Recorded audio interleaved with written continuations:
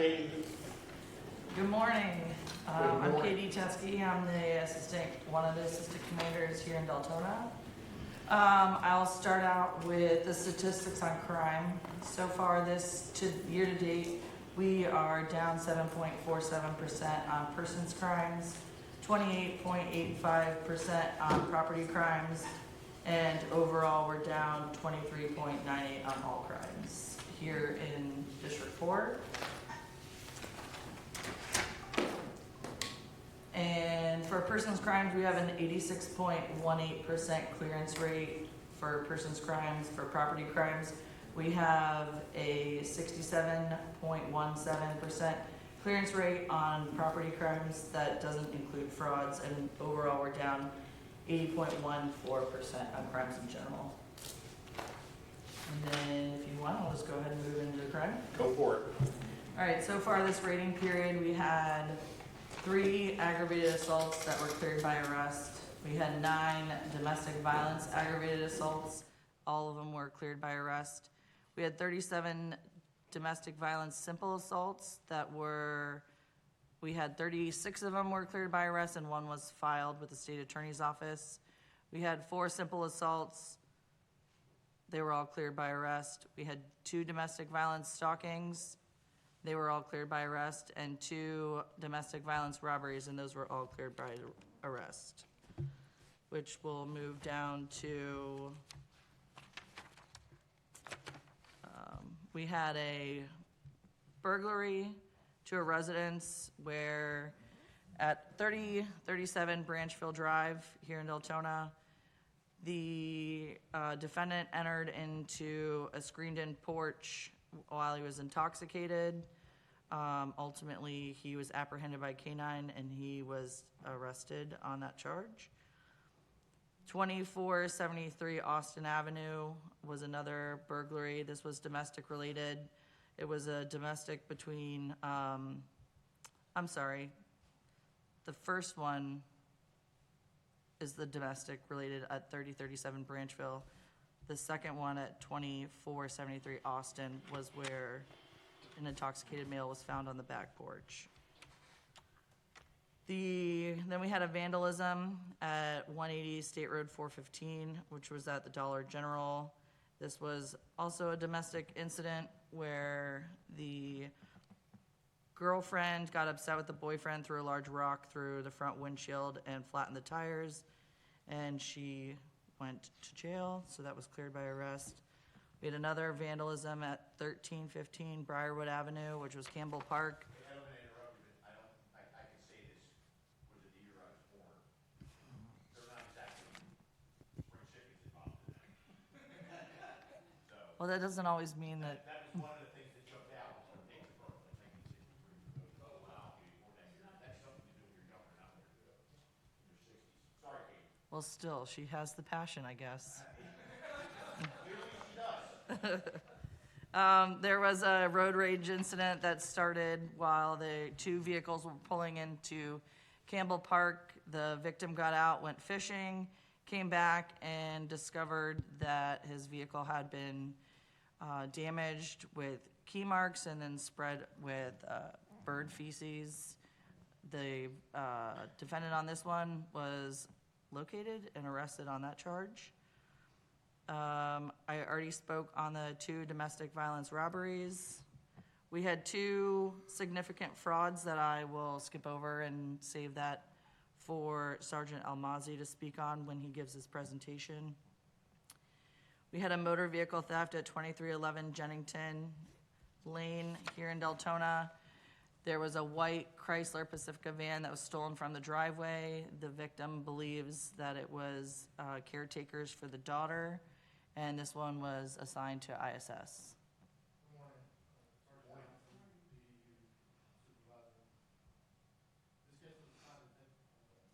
This case was assigned to Detective Galarza. We did additional neighborhood canvases for additional video surveillance. Video did capture the suspects wearing hoodies, masks, and gloves, so no latent prints were recovered from the scene. We're still working additional leads on this, but no arrests have been made as of yet. All right, we had 9 shopliftings. 7 of them were cleared by arrest, 2 of them are still active. Both of the 2 active cases are still waiting for loss prevention to come back from vacation and conduct a photo lineup. 7 of those shopliftings were from Walmart, 1 was from Publix, and 1 was from Lowe's. We had a theft of note from 1490 Freeport. The victim was mowing his grass, left his lawnmower by the easement, went inside to get some water. He came back and his lawnmower that he left by the easement was gone. This case is inactive. All leads have been exhausted. There's no video surveillance. There's nothing that's been pawned. And he doesn't have a serial for the lawnmower anyways. Another theft was from DuPont Lakes Park. It was a theft of power from the city of Deltona.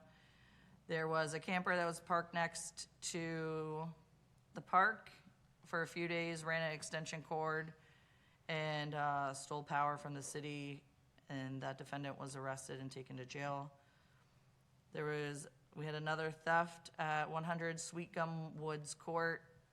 A friend of the victim, who is actually elderly. 1933. She looked right at you when she said that. The suspect my age, and the victim was born in 1933. So the victim wrote the suspect a check for $2,000, where the suspect was supposed to purchase a washer and dryer and have it installed. The washer and dryer were never purchased, and the victim is out $2,000 for that, but the suspect was ultimately taken to jail on this case. Sheriff, we had the victim's advocate reach out to the victim yesterday. We're working on seeing if we can make. See if we get him some money back. Okay, Yes. great. Because I know last night when Julian will get a chance, we had 2 fraud victims that they were born in 1933, I think, 33 and 38, for 15 grand. So. Another theft from the city of Deltona was approximately 400 gallons of water, which was valued at $3,000.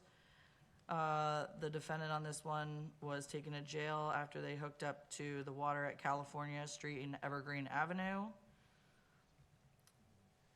We had one more theft during this raiding period at 700 Reading Terrace, where a door-to-door salesman left his backpack on the ground near the woods, did his knocking for his sales. When he came back, his $400 worth of stuff within his backpack was stolen. This case is inactive. We've exhausted all leads and even checked the nearby homeless camps, which yielded negative results on that. I hope we can find who's stealing things, but maybe this will be a sign to the door knockers to. Not knock? Not go door to door. And we have a obscene material case. We had a person purchase a tablet from a pawn shop. They got it home, turned it on, and located child pornography within the tablet. And this case was turned over to Child Exploitation Unit.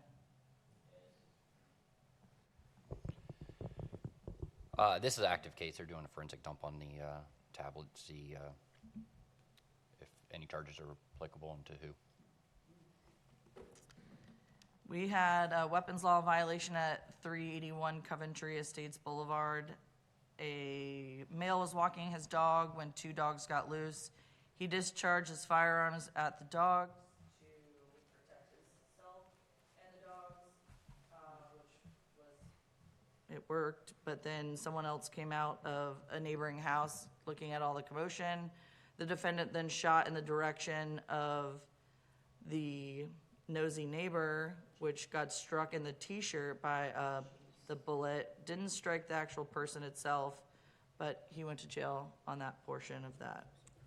And then that's all we have for crime. Julian, you want to, or, I'm sorry, is there any any updates on cases that we've talked about prior? Yes, sir. Lieutenant Court's going to give us a brief update on some the ag assaults, car breaks, and stuff that's related, and a couple of shootings. Good morning. I'm Lieutenant Court. I'm one of the lieutenants that oversees ISS for the county, for the sheriff's office. So going back the last couple months, we have had a couple notable burglaries, ag assaults, and I'm going to touch on one of the domestic violence cases as well. So back in April, we had a string of car breaks involving a juvenile. So a juvenile was stopped in a stolen vehicle. Following morning, we had a string of car breaks that were reported. We were able to clear all of those car breaks that morning on April, and also tie that same juvenile in that stolen vehicle back to some previous car breaks that had occurred in February. So I think we ended up closing about, I think it was about 14 cases or so. 14. I think so, correct. So going to residential burglaries, these are labeled as residential burglaries. This was the TikTok trend. This again was in April, involving some juveniles.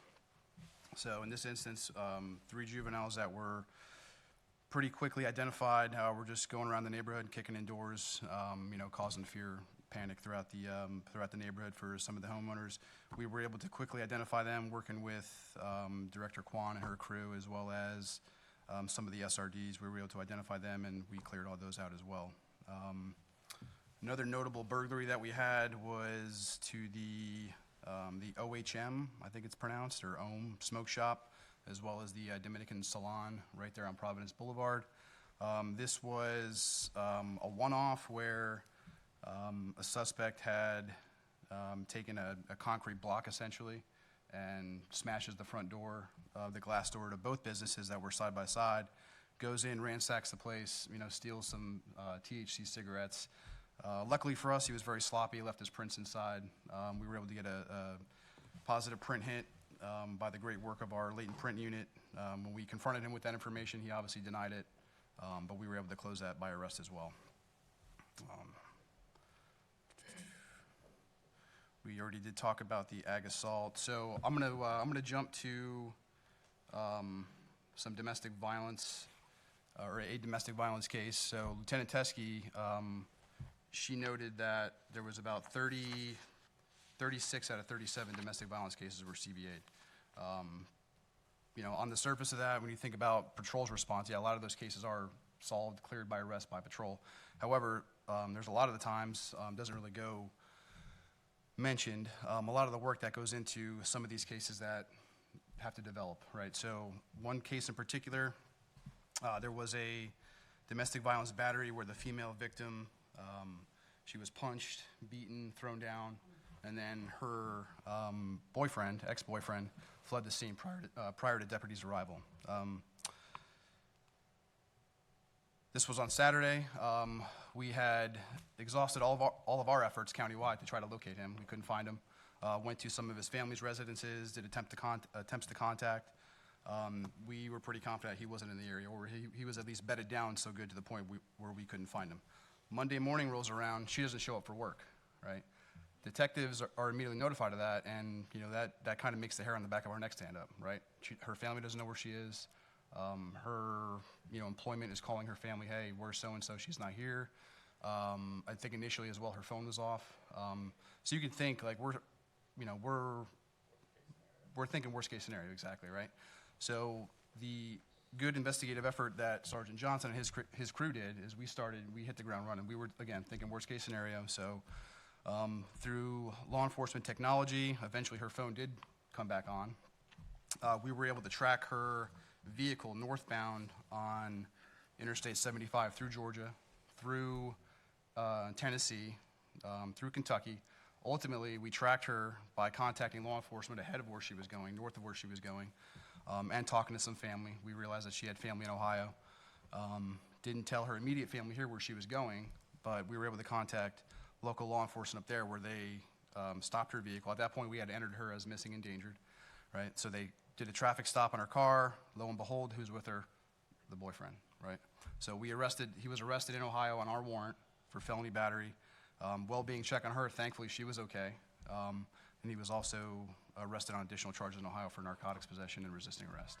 But that's just one of the cases that, highlights when we see all these numbers of, 36 out of 37, that's good. Most of the time it's patrol, making a good arrest, but there's a lot of stuff behind the scenes that ISS does, that the Deltona Detective Unit does. That's, I'd like to highlight that, so. Yeah, LT, while we're on the topic, can we go over the domestic violence pilot program that we're currently going through in Deltona?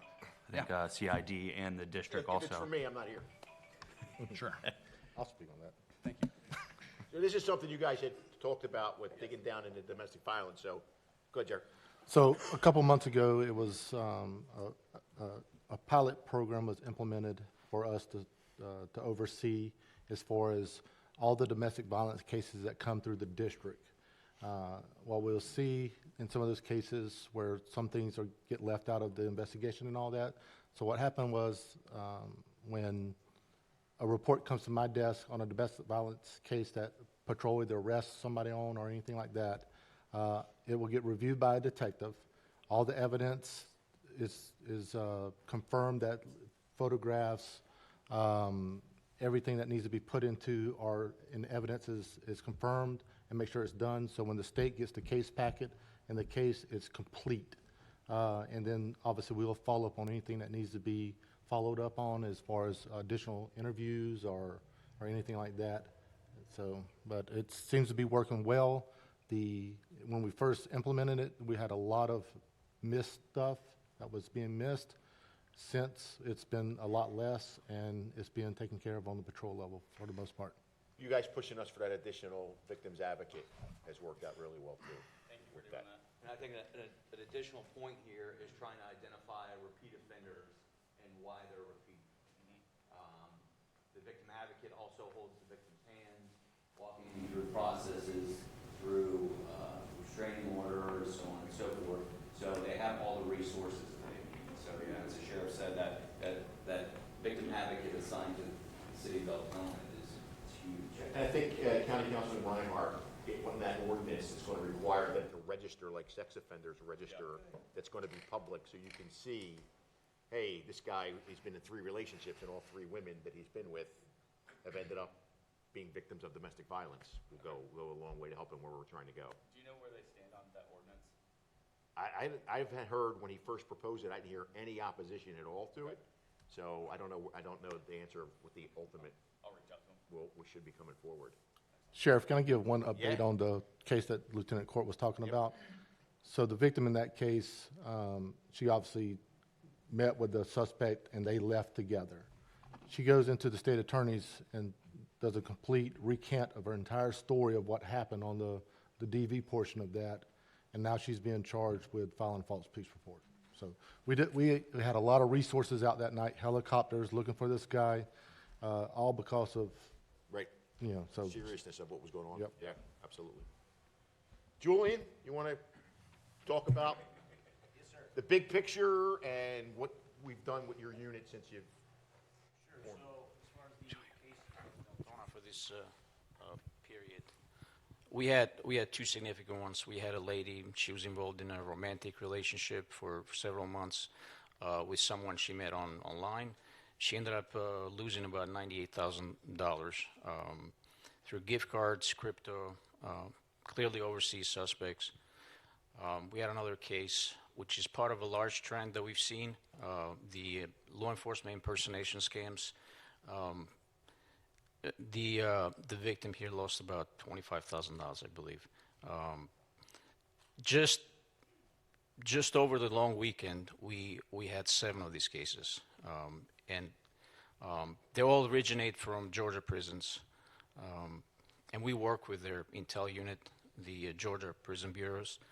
Every time we identify someone that has a cryptocurrency account where the victim's money goes, we contact them. They go and shake down the cells of the person related to the individuals, and in almost all the cases, we recover cell phones.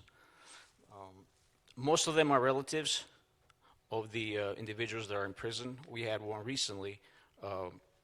The victim, luckily on that one, is going to be made whole because we identified 2 different individuals. The victim lost $40,000 in that case, and we recovered more than that. out of these two individuals. But this guy's doing life in prison. He's got nothing to lose. He's there for murder. He's not getting out. We're going to get a warrant for him because we have enough to charge him. Unfortunately, nothing's going to happen to him. I got some numbers for the first 6 months of the year. Just our unit, we assigned 85 cases. And when we assign cases, these are significant cases where the victims lose a lot of money. There's a lot of fraud cases that stay with the district investigators, detectives, but this is what we assigned. We still have 36 cases that are active out of those cases we assigned. We closed 19 exceptional, which means that we identify suspects overseas. Unfortunately, we can't prosecute them.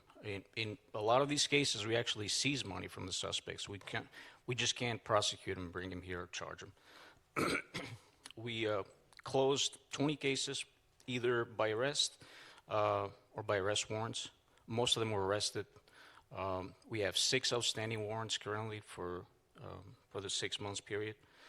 The only cases that we closed where we couldn't clear the case, either because the state didn't think we had enough evidence or we hit a dead end, there were 10 cases, which is not a lot.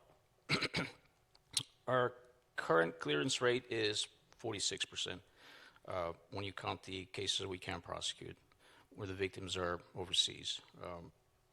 If anybody knows about clearance of frauds, I mean, it's between 10 and 11. That's the national rate for fraud I don't want to interrupt cases. you, but we had a sheriff from Virginia call us and say one of his council members was a victim of fraud. They didn't know what to do. These guys picked it up, identified the suspect, and recovered all the money. Yes, we recovered the money. They came down here to interview her, and then we arrested her, and then they end up extraditing her. If you take out the cases that are overseas that you can't arrest, Right. what's your clearance rate at that point, do you know? 46%. Okay, that's without those cases? Correct, yeah.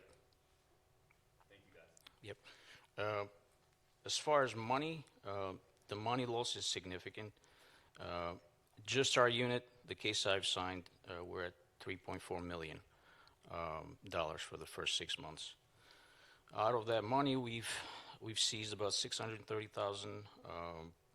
Most of that money is being returned to the victim. We have $337,000 that the victims got their money back.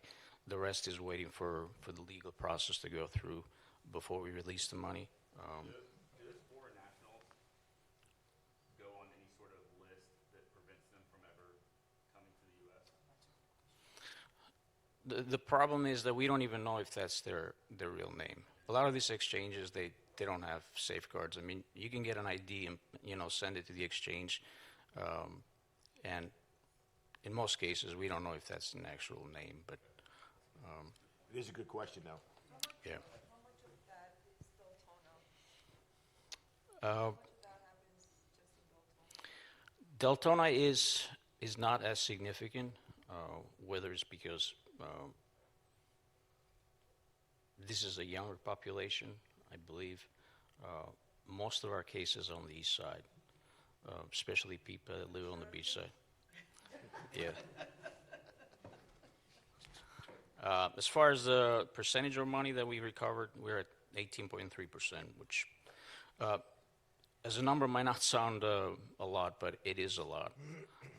A lot of agencies don't recover any money at all. We actually have Orlando PD that reached out to me a couple weeks ago, and they want to send a detective here to observe our day-to-day operation at Financial Crimes Unit so they can take it back. They are now just starting to get a Financial Crimes Unit in place. They don't trace their own crypto. They use the Secret Service, which we do everything in-house. Myself and another detective are task force members of the Secret Service as well. So, but we do everything in-house. Despite us having a bad week, we do incredible stuff. And two of the things that I think hurt us in a way is the way we do frauds and the way we investigate overdose deaths So I'm not knocking anybody else, because God knows I'm not in a position to knock anybody else. But you can be a victim in another city and not get the investigation conducted the way we get it for a fraud. So a lot of times you have a victim of a fraud in another city will email me and say, wait a minute, I just read on Facebook or I saw on the news, you guys went out and recovered this. Why isn't that happening here? Or my loved one died 2 years ago. I saw where you guys just got an indictment against somebody and they got 15 years in prison. Why isn't that happening here? And it's because you just get a different level of service. Yep. And that kind of hurts us. Now, Julian's been successful with arguing with the other chiefs in Volusia County to, hey, send somebody to us. We'll train them and then lean on us. We don't want your work. We don't want to steal your person, but at least give that person the same opportunity to get their money back that we're doing. So how you making out with that? We're moving along. I believe we had a meeting scheduled. That's been rescheduled now. Sheriff, we have a schedule that it's a meeting scheduled for this, but what we're doing is meeting with the chiefs to secure who we're putting in this task force. Having this task force would be very beneficial. These guys are tasked with a lot of stuff in our area and outside of our area, so having more hands for the work is going to be beneficial, and we should have that here in short order. I like the idea of regional. And earlier, like Julian said, I mean, it seemed over the 4th of July weekend, every time you'd open up the crime reports, there was somebody getting hit for 10 or 15 or 30 grand, or the guy, I was out on the river with our guys on the 4th of July. I don't step foot off the boat, and there a guy comes running down the dock. I got hit for $18,000 yesterday, and so-and-so won't let me file a police report because they said it's not our jurisdiction. We'll take care of you. Give me a second. I'll get somebody down here, and we'll go from there. So. Yeah, like Sheriff said, we have no problem training these detectives, and we're going to try to take people that want to be there, not somebody that they want to sign. If you don't want to be there, then you know the investigation is going to suffer. You got a passion for it. Well, absolutely, yeah. Takes a special person. It does, because it's meticulous when they come in and brief me on stuff. I'm falling asleep. Like, get to the bottom line here. I don't understand exchanges. I don't understand what you're telling me. Where are we at? What's the 200 character? Give me the executive summary. Give me the executive summary. Well, just to give you an idea, just on Tuesday when we came back, my guys wrote 11 search and seizure warrants. I mean, I don't think any unit can write that in a month, and we just did it in one day. Because time is of the essence. Yeah, legal counsel's bitching at me about that, too. Which, you know, the legal advisor was on vacation, and he came back, and he was pulling his hair. You don't have any hair to pull out of his Yeah, head. that's true, he's got no hair. So, Thank you. He said it yesterday in a public meeting. Said I made him pull his hair. I said, he don't have any hair. Got anything else you want to hit on? no, I think I covered everything. If anybody's got any questions, now is the time.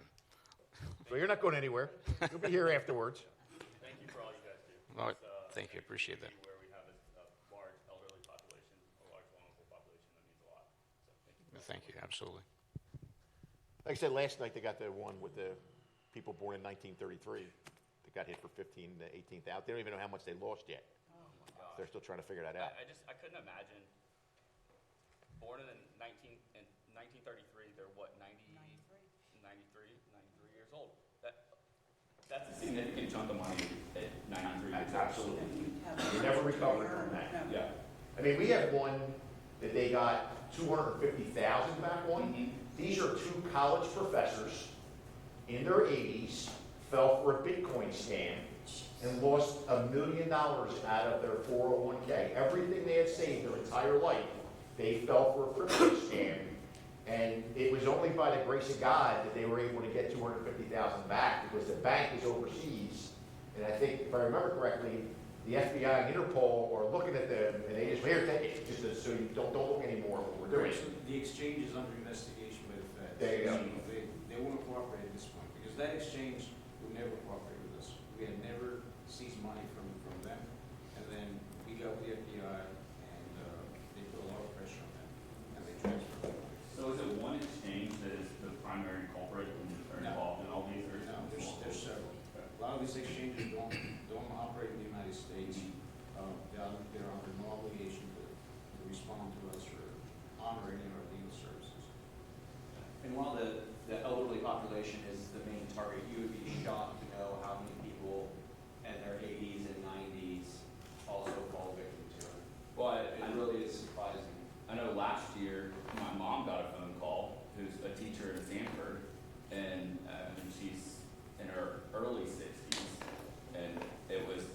have you know, and it was telling her that she was supposed to be an expert witness in a court case in Seminole County, and that she missed court, and they're coming out, put a warrant out for her arrest if she doesn't go to a specific location, buy her work, and transfer Bitcoin or crypto to them. There's going to be a warrant out for her arrest. Luckily, working where I work, I got a phone call from her immediately. It was like, no, this isn't right. But they don't indiscriminate. We had an NASCAR executive last year before a race who was boarding a plane when he gets a phone call saying, United States Marshals, we have a federal warrant out for you for tax evasion, and we're coming to get you. We know where you're going. He calls me and he wants to argue with me. I'm like, if you want to transfer $25,000, you go do it. I'm telling you, it's a scam. Get on the plane and go. We argued for 15 minutes. That's awesome. Before he finally said, all right, I trust you, I won't do it. But if I get arrested, you get arrested, and you let me know when you land in Nashville. Yeah. You're getting arrested. But he wanted to argue, and I'm like, just raise your title.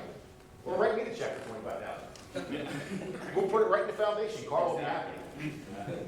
Cameron, you want to touch on narcotics, Operation Holy Roller? What are we seeing in Deltona with overdoses and? Yes, good morning. Lieutenant Cameron Tucker, the Assistant Commander for Special Investigations Section. I'll start with talking about Operation Holy Roller. So our Volusia Bureau of Investigation, which is made up of several task force members throughout the county, infiltrated a drug trafficking organization that was tied to several overdoses. Fortunately, none of those were here in Deltona. However, they identified a source of supply and worked him in that group for several months. Last Tuesday, that case culminated with 29 total arrests and a seizure of a significant amount of narcotics over the course of the investigation, and several of those people are going to be facing a lot of years in prison. So it was a significant case. A lot of major players in this area have been locked up, and through some of our current investigations, we're finding that the depth of that success, because people are dry, so they're having a hard time finding their drugs right now, which is good for us, which means we made a significant impact. So, I'll move over to overdose statistics. So for the year, countywide overdose deaths are at 83. The countywide overdoses where death was not involved was 431. That's a reduction from 2025 by about 9%. And then for Deltona specifically, we had 45 overdoses and 4 overdose deaths, both a reduction from 2025. So at this point last year, we had 9 fatalities in the city of Deltona. We're down to 4. So ODTF is killing it, and the narcotics guys are killing it to reduce these statistics. And so are first responders too. I mean, absolutely. That Narcan has been, Yeah, just a couple-year comparison. So countywide in 2024, there were 637 overdoses from January to July. We're down to 431 here in 2026. So that number in itself just shows that the Narcan and VRA and things like that are working. we have a number, I don't know how accurate it is, but there's a number that says the number of times Narcan has been deployed by public safety. Doesn't count the people who have Narcan on hand who are deploying it that we would never know. Do we know how many times somebody that has been saved from an overdose by Narcan or other repeats? I don't have the number in front of me, Sheriff, but I can figure it out. We have a tracking system for that. We have people in the Volusia Recovery Alliance. I think the one kid his name's Rhino. He was Narcan like 40 times before the light bulb went off, and he got into recovery, and now he is a counselor. Okay. He's been clean for like 7 years now. Okay. But 40 there's times. chance. Now, when this first happened, you had people emailing me saying, we're recording, but blank them. Yep. One shot, that's my tax dollars. No, it's not your tax dollars. And even if it was, Yep. what is a price on human life where somebody sees the light of the end of the day? That, hey, we're gonna fix this. So there are people that are Narcan multiple, and people will never know because they're Narcan by their family or friends. Yep. And but I think the important thing is just because you get Narcan, that's just a temporary thing. You know that. If you don't get medical attention, you could still die from it. And I think people think it's a magic thing. I got Narcan, I'm good, I can go back and resume life. It's not happening.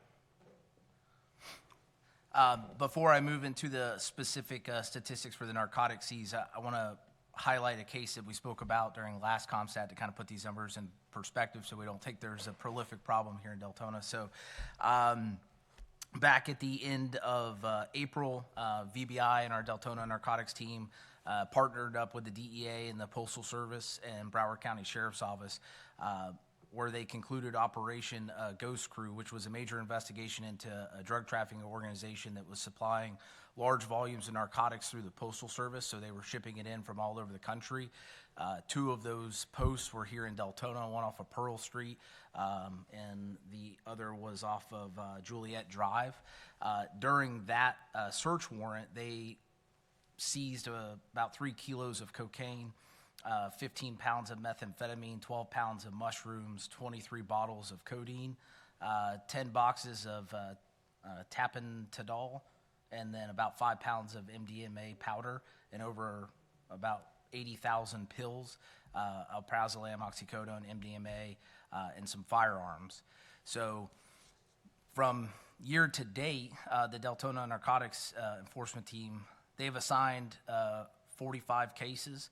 They've completed 35 of those cases with 14 residential search warrants.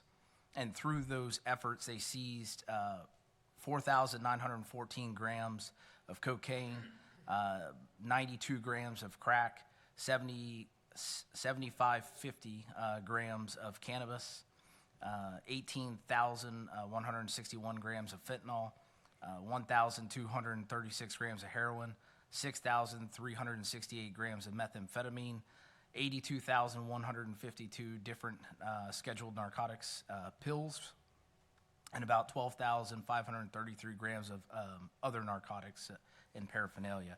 That has a combined street value of about $4.2 million that have been recovered off the streets of Deltona. So some significant work has been done this year. They're absolutely killing it.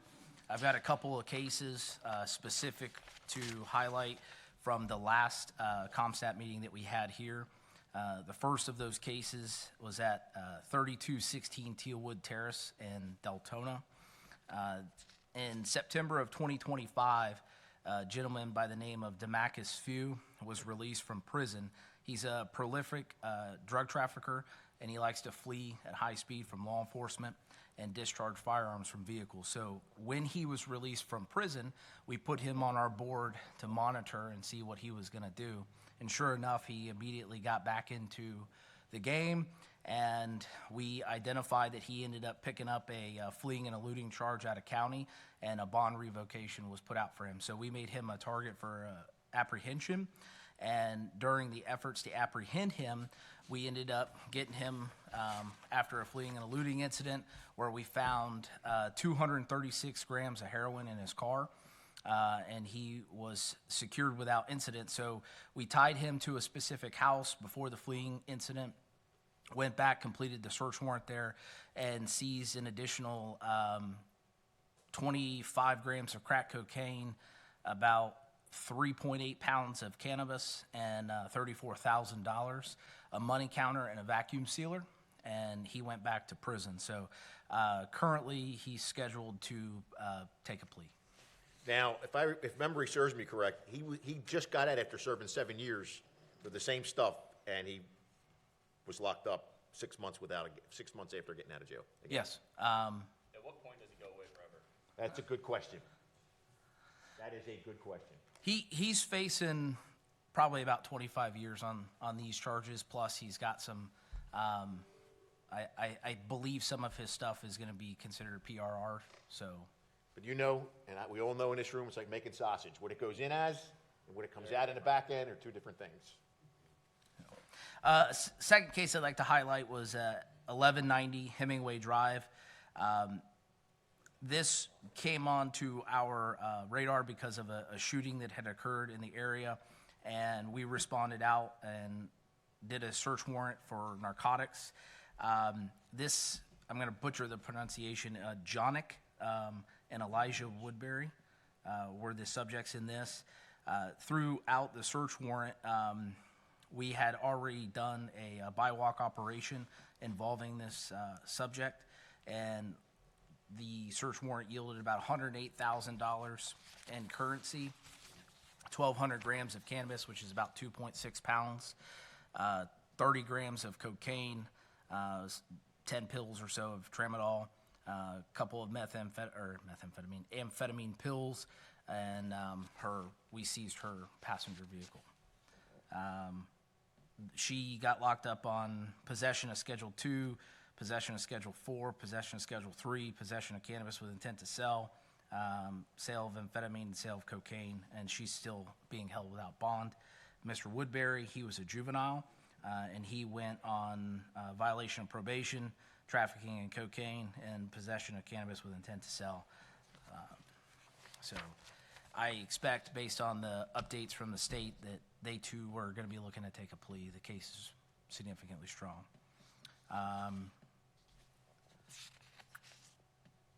The last case I'd like to highlight was from 729 Cloverleaf Boulevard. This was a sign from an administrative complaint, so someone sent you an email, Sheriff, about some short-stay traffic at this location. Through surveillance and investigative techniques, we ended up identifying what we believed to be narcotic sales from the house, conducted a search warrant, and we seized about 30 grams of crack cocaine, 10 grams of fentanyl, and between oxycodone and clozapam pills, about 25 different pills and some boxes of Suboxone, and 12 firearms and over 2,000 rounds of ammunition. The defendant in that case is Misha Johnson, and she had a co-conspirator, James Brown. Both of them went to jail for trafficking in fentanyl, cocaine, possession of controlled substances, and their third individual, we tied the firearms to. He was a convicted felon, so he's taken the charges for all the possession of the firearms and the ammunition. So it's easy to say James Brown ain't feeling good. No, he is not. He is not. So. There's only certain one of us would get that reference. There's a joke in there somewhere. There I is. just couldn't find it. I had no idea what she was talking about. So I do, when you send me emails, we do act on them. Well, Christie, school's around the corner. Yes, sir. I do have a few updates. Deltona High, we do have the Campus Angel Guardian Durham pilot program, which was one of 3 counties. We were chosen by the state to pilot this program. It is going to be a rapid response drone. These drones can locate, track, and either distract or actually harm, whether it's whether it's actually striking them with the drone itself, but they are equipped with pellets that are like a goober that will strike the subject. Our SRDs are going to be doing a training with them the first week of August when the teachers go back, so that way they can get the practice, and it's going to be included in their active assailant drills. We do have metal detectors that are going to be deployed this year at all of our middle schools. So the ones here in Deltona will be getting rolled out here in the first couple weeks of the school progress. Biztown, the sheriff's office, along with Junior Achievement, has now partnered up, and we are doing a real-life scenario-based, which is these 4th grade students here in Volusia County are getting to get the experience of how the sheriff works in a day, or how patrol deputies are, crime scene investigations, 911 dispatch. The hope is to bring a partnership between these children so that we can get them young and get a positive effect on them when it comes to the public service, so they're not always seeing us in a bad light. We do have our annual reunification training that we just did in June here at Deltona High, where we had Max Schachter, who is the founder and CEO of Safe Schools for Alex. He is also an advocate for school safety. He's on the Marjorie Stoneman Douglas. We are actually the only county in the state of Florida that practices more than once a year when it comes to reunification. We actually practice it monthly, and we've started doing small-scale reunifications twice a year, not including our summer one. So we do one in April, and we do one in January. And we normally find schools, whether it's an elementary, middle, high, so that way the staff can experience the difference of being with elementary kids or middle school and high, because there's going to be a different aspect depending on the age group that you're working with. For our crossing guards, we are fully staffed here in the city of Deltona. We did have one vacancy, but we just filled it just this past week. And for statistics, we do have, for the 25-26 year, we only had 13 weapons for the entire school year, which was amazing compared to the prior year. For threat-related arrest, we are currently down 20% from 35 the previous year. We are currently sitting at 28 for just this past school year. For our fortified tips, we're down 36.7. We initially had 902 fortified tips. From the 24-25 year to the 25-26, we only had 571. Only compared to 902 makes it a lot better. But also one last thing, the Department of Education publicly praised Volusia County for continuously going above and beyond when it comes to the safety and the compliance of the children here in Volusia County. You know, I want to thank, okay, I'm sorry. For the metal detectors, are they the new AI ones like Deltona High School has? Yes, sir. Mm-hmm. I want to thank, this all started with Ruben Colon and the superintendent about how do we change the way we do school security. And Todd Smith was the captain that we handpicked to run this initiative, and he hand-selected everybody that was working for him, and that's why she's now captain, and said, we're going to do things that nobody else is doing. And that's why he's now an assistant chief, and Christy is now sitting where she's at as a captain, because he has built something that the rest of the state comes to visit, and we need to keep that momentum going when it comes to school safety, because we can never be wrong. The bad guy only got to be right 5% of his plan. If people die, he had to be right 100% of the time, all the time. So they've done a great job with everything. So we're looking forward. Thank you very much. Now, now for the bad part of this. Carla, what do you got to keep an eye on? Uh-oh. Well, good morning. Director Carla Kwan, Juvenile Services. I will be Debbie Downer. Sadly, we're seeing an increase of juveniles being arrested from the ages 9 to 11. In addition, we're seeing an increase in drugs being oxycodone, meth, and morphine. This past week, we had an individual who told us that he drank Kool-Aid, and when he came to be drug tested, he tested for morphine and meth. And then a week ago, we had a youth come in and test for oxycodone. So these kids are getting these drugs without knowing that they're getting the drugs, which they've always told us that, especially when they're smoking THC and we're finding the fentanyl in the THC, because they're not aware of what's happening and they're getting it off the black market, and then they're going to friends' house and having parties and stuff. So. Parents, where the hell are the parents when a 9-year-old or to 11-year-old is at a house party? Well, no, 9 to 11 is not necessarily a house party. 9 to 11 is you're kicking in the front doors, doing your TikTok challenges, and getting the third-degree felonies. That's your 9 to 11-year-olds. Talk about the Wizinator. This is how slick they are. So we have been finding that when the kids go to the UA lab, they test negative because they're using a Wizinator to put someone else's urine in it, and it warms to their body temperature, so they don't know. So when it looks like they're using the bathroom, it's coming out of something else. So what they do is they get locked up, and they have to provide a urine sample. They decline because they know the judge will order them to go to a lab. Well, the lab isn't like what we do. Right. So they get away with that. So that's what we discovered was you could go to a smoke shop, and we bought one. Don't ask me why. But and that's, how much was it? It was $120. So and that's what they do. They decline being photographed. They nope, I'm not doing that. You're not doing that to me. So then the judge orders them to get it done. They'll go to a lab where they bring their Wizinator in and provide a pure urine sample. But Carla's got them on TikTok, smoking weed and popping pills. They posted themselves on there. There's no way that they're being clean. So. And what's the age demographic of that? Being tested, drug tested, or? No, the whole Wizinator and, I Oh. can't even say that word, I know. As young as, if they're on probation, they have to take a UA. So they're being very creative, and we have kids on probation as young as 10.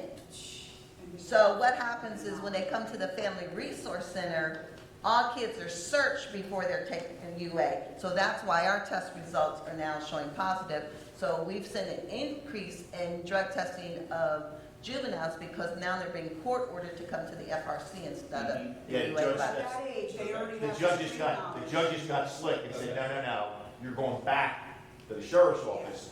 They'll give you the urine test. Okay, so we've fixed the gap in the system. Because of her relationship with the judges, Nice.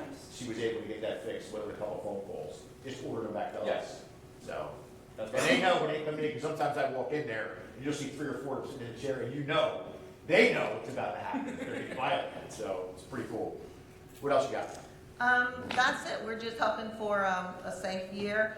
You will see a partnership between the Sheriff's Office and Volusia County Schools regarding e-bikes, educating the parents, because parents don't realize at a certain speed, kids must have a driver's license and a motorcycle endorsement, and they're buying 13 to 15-year-old kids these high-powered e-bikes, which they're driving without a driver's license. So now you're already giving your child a ticket to get their life started the wrong way. I mean, I've seen the e-motorcycles all over the city.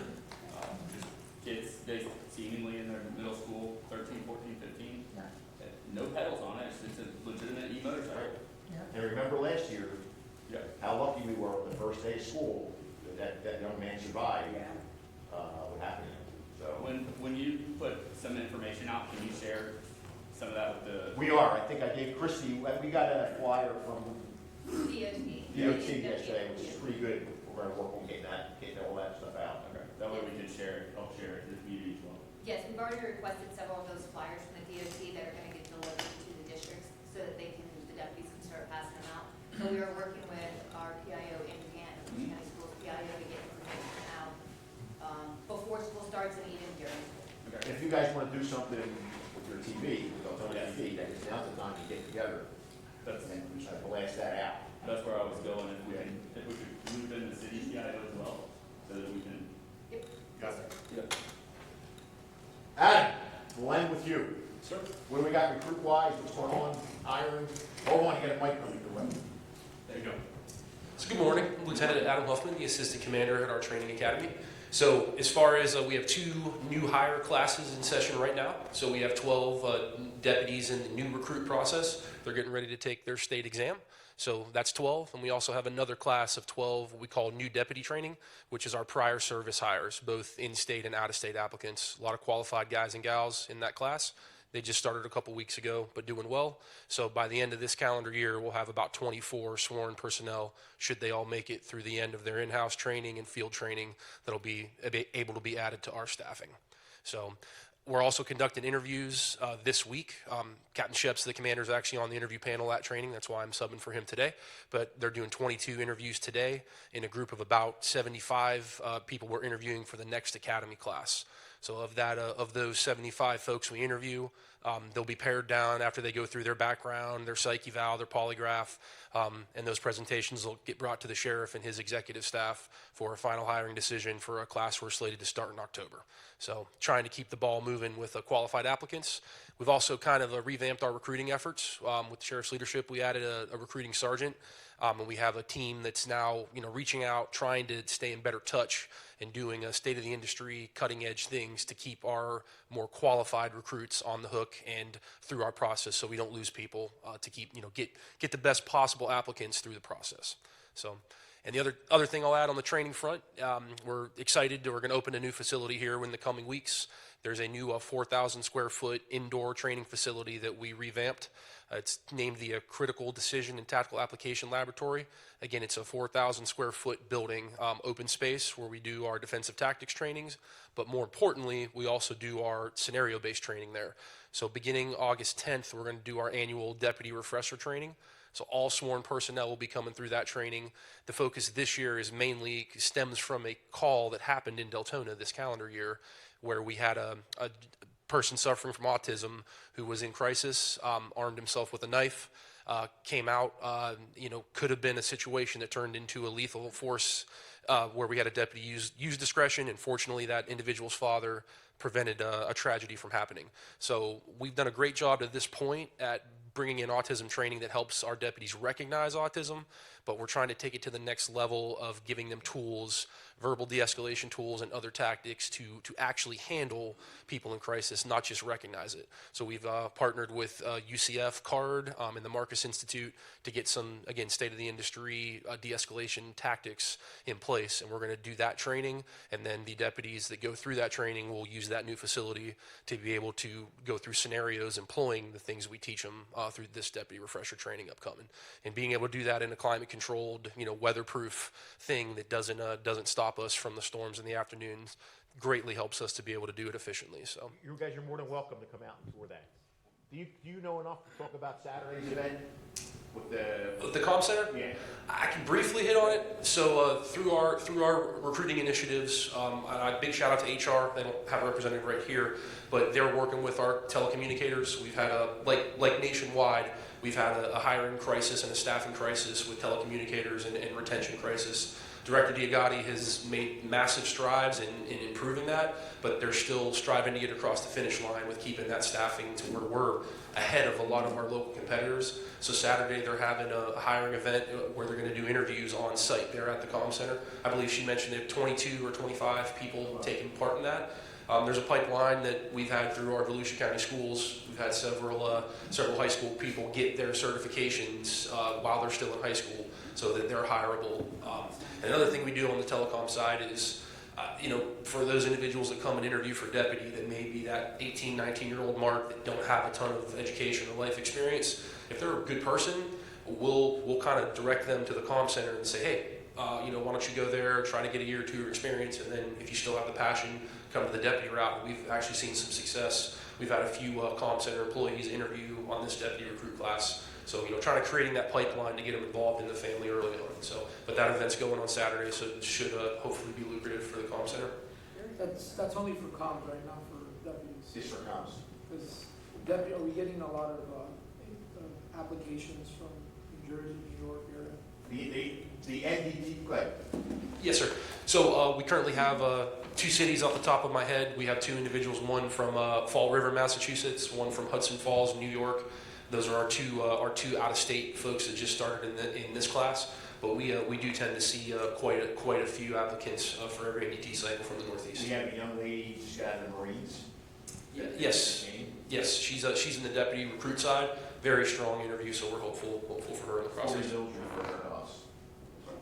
Yes, sir. Do you know how many, or do you have any in the this new class that are from Deltona? In the 12 that are currently in Academy 9 that's going on, I believe we have one that's a born and raised Deltona native, and then we have several people that are interviewing for Academy 10 that are listed as Deltona residents. Yes, sir. We'll get a number over when we finish, because they're still interviewing for the class. We'll give you the number of people that apply, and then we do have the number of how many kids we've hired since we've got our own academy. I know in the past it's been a lot. There's been a lot. It's been, and I mean, Deputy Rivera was born and raised here. The young man was shot, and every one of those kids, and I call them kids, that we've hired since we got our own academy, every one of them is assigned here to city, where they were born and raised and came back to work. The epitome of community policing. Yeah. Hey, I think it's great that that's where they're born and raised, and they're saying, I want to go back. Because normally people are running, I don't want to go anywhere. I don't want to police anywhere where I go, I'm about to go to TV somewhere else. And every one of those young folks has been assigned back here, and they ask to be assigned back here. And on day one, they start with a connection to the community. Yeah, because they grew up here, they know everything. I mean, but it goes further than that, because I have friends from up north that have been, in the last 2-3 months, they've been calling and asking about working for the Volusia County Sheriff. They're deputies up there. And I don't know if it's you guys doing the recruiting efforts or they're just coming here, but. We just transferred a sergeant in, the new brand new recruiting sergeant. His before becoming a cop, he ran the marketing for the radio.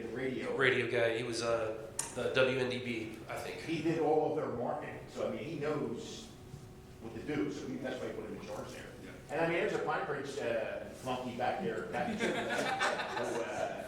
I grew up in Deltona too, so thank you for serving in So there's a lot of, so there's a lot, when you look around, and you really look at it, the number of deputies that live here, that work here, there's a pretty good percentage of us that there's a big connection to our large city. So you listen to us, you guys got something you want to bring up? I know you think you come to the report show. Even though my captain tried to trip you, as you were going down the aisle there. You didn't see that. I saw it. Anybody got anything you guys want to bring up, or something we can get back to you about? Real quick. Yep. We had a golf cart issue in our neighborhood, and they took fingerprints, but it seems like, how long does it take to get results of fingerprints? How long did it happen? 6 weeks ago? Okay, there's no hit. Because we get it back pretty fast. Katie, you want to jump in there? It's probably a question. Josh?